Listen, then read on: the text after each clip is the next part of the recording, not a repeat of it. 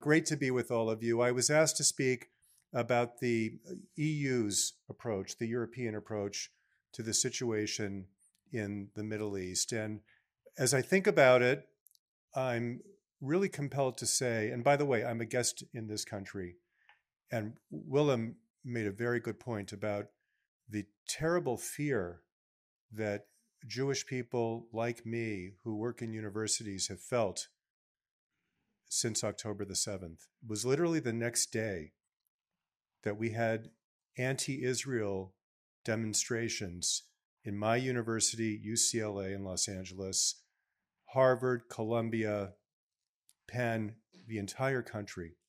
And I want to say to all of you, and I mean this very sincerely, I've been here for 6 weeks. I'm teaching in Mitte at the Hertie School. I, as a Jew, feel safer here in Berlin than I feel on my campus in Los Angeles. Thank you.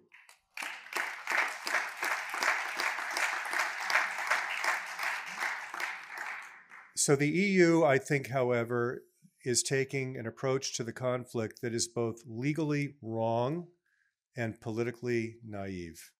So let me speak of the law.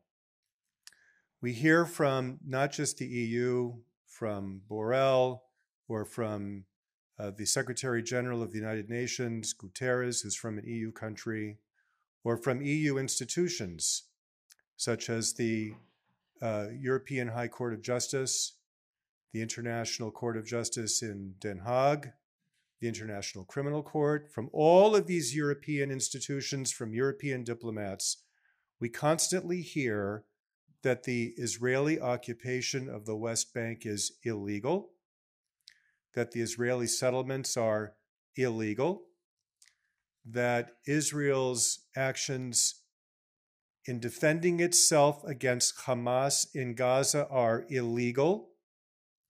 And what we are seeing is a weaponization of the law, of international law, as a tool in the conflict to delegitimize the state of Israel, to deny the Jewish people's right to self-determination in their homeland, and to advance the cause of a terrorist organization, Hamas.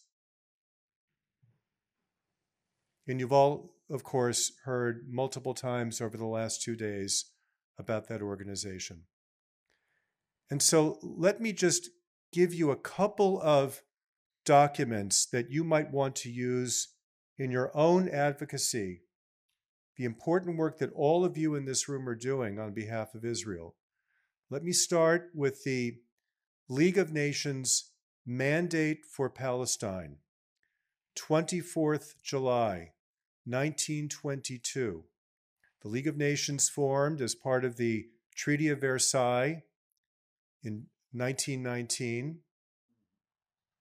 The first few provisions of the League of Nations, or the treaty or the covenant of the League of Nations, and the League came together in July 1922 and ratified the Mandate for Palestine, placing Palestine under the control of Great Britain. And if you read the Mandate for Palestine, you will actually be reading the first ever expression of international law by the world community through the Council of the League, a unanimous statement about what should happen in Palestine post-World War I. And the preamble to the mandate says, whereas recognition is hereby given to the historical connection of the Jewish people with Palestine and their right to reconstitute their national home in that country. That word, reconstitute, is the single most important legal word in the entire history of the conflict. Anyone who says today, as we hear unfortunately from many in the EU and in the US, that Israel is a settler colonialist enterprise, white European Jews displacing the indigenous population, my answer is no. That is wrong as a matter of law, because in July 1922, the Council of the League of Nations unanimously recognized our right to reconstitute, to come back to our homeland from which we were forcibly expelled 2,000 years ago. Zionism was the first great national liberation movement of the 20th century. And the League of Nations gave the international legal approval to Zionism with that word reconstitute in the Palestine Mandate. Okay, now let me bring you many, many years forward to the Oslo Accords. The Declaration of Principles, September 1993. A very, very wonderful document, negotiated at arm's length between the Israelis and the Palestinians. Does anybody know who was the Palestinian lead negotiator under Yasser Arafat for the Oslo Accords? Anybody know? It was Abu Mazen, Mahmoud Abbas, who wrote a book in 1997 about the negotiations. And look at pages 155 and 156 of his book, and you will find him saying, "We, the Palestinians, Arafat and I, we argued with the Jews over every paragraph, every sentence, every word, every punctuation mark in the Oslo Accords. No one forced us to sign. No one forced the text on us. We negotiated every word. We got what we bargained for." And what did they bargain for? In the Interim Agreement 2 years later in 1995, the Palestinians agreed in writing that until a future date, which has not yet occurred, when a permanent status agreement is reached between the parties, during the interim, the occupation can continue. They agreed that the West Bank would be divided into 3 areas. Area A, the major Palestinian cities, Nablus, Ramallah, etc. Area B, the smaller towns and villages. A and B under Palestinian civil control. Rafi cannot go into Ramallah because there's a big sign at the Kalandia checkpoint, a big red sign saying Israeli citizens are not allowed into A and B. Area C is the area, the remainder of the West Bank, a little bit more than half of the land area, that Arafat and Abu Mazen agreed could remain under Israeli control. And that is where the settlements are.